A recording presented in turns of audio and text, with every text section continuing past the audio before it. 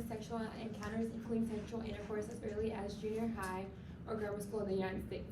This is provided to us by Paul Quinn, who is a midwife nurse and has written his own book on teenage pregnancy. Being teenagers, as most of us are, we are barely able to afford most of our expenses. Having to deal with kids at such a young age takes a bigger toll on both teen parents. I would like to talk about this topic today because I have done a year-round research project on teenage pregnancy within the past year. The multi-generational cycle that leads pregnant teens towards poverty seems to be never-ending. Although the decline in teenage pregnancy has been a positive for society, the negative consequences associated with teenage pregnancy have taken a much larger toll on the pregnant teenagers, the children of the pregnant teenagers, and the economy.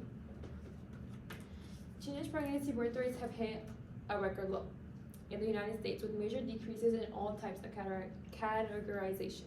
Evelyn M. Kapler, an author for the National Library of Medicine, gives specific statistics about which groups has had the highest decline of teenage birth rates. Kapler explains that rates have been down 9% for non-Hispanic whites, 10% for Hispanic and Asian Pacific Islander, and 11% for non-Hispanic African American and American Indian.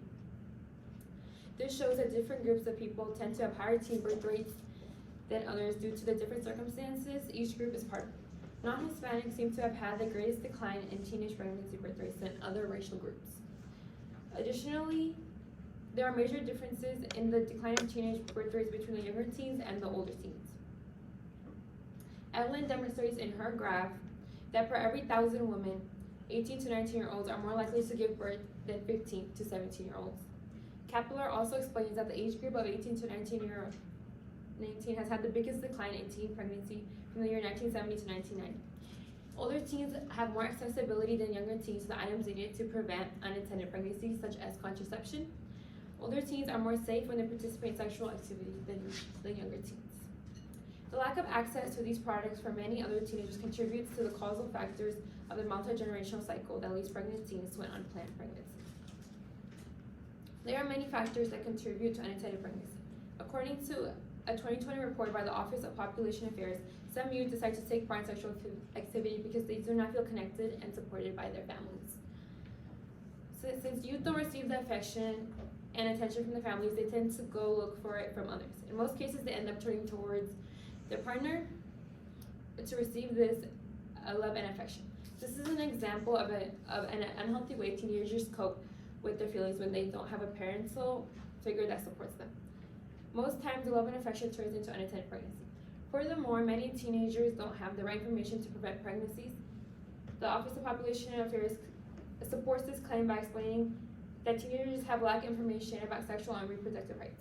Beth Azar, an author for the National Library of Medicine, describes that reduced access to sexual information and contraception can lead to sexual abuse and higher teen pregnancy birth rates. This is due to teenagers not being taught sexual health at school or by a parental figure. The lack of access to sexual information is one of the main reasons why teenagers end up with a child.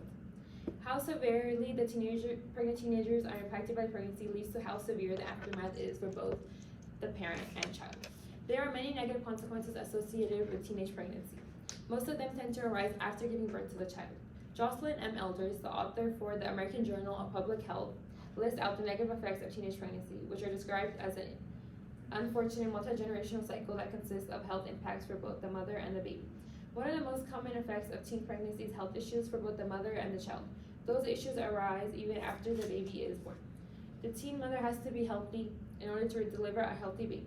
Most teens don't receive the right nutritious meals they need to be healthy for themselves and their child. As well as teenage pregnancy having an effect on both the teen parent and the child, it also has a major impact on the economy. For an article written by Beth Azar for the American Journal of Public Health, teenage pregnancies cost the United States an estimate of $10.9 billion annually. From increased welfare, incarceration, and foster care, the economy is also being directly impacted by teenage pregnancies. The money to afford all this is going to be taken from taxpayers, like many of us U.S. residents. Indirectly, teenage pregnancy affects mostly everyone through some way. In conclusion, the negative consequences of teenage pregnancy can lead teen parents and their child/children down the multi-generational cycle which places them in a versatile position. Immediate and long-lasting effects continue for teen parents and their children even after adjusting the factors that can increase that increase the risk for teenage pregnancies. The multi-generational cycle that leads teen pregnancies towards poverty seems to be never ending.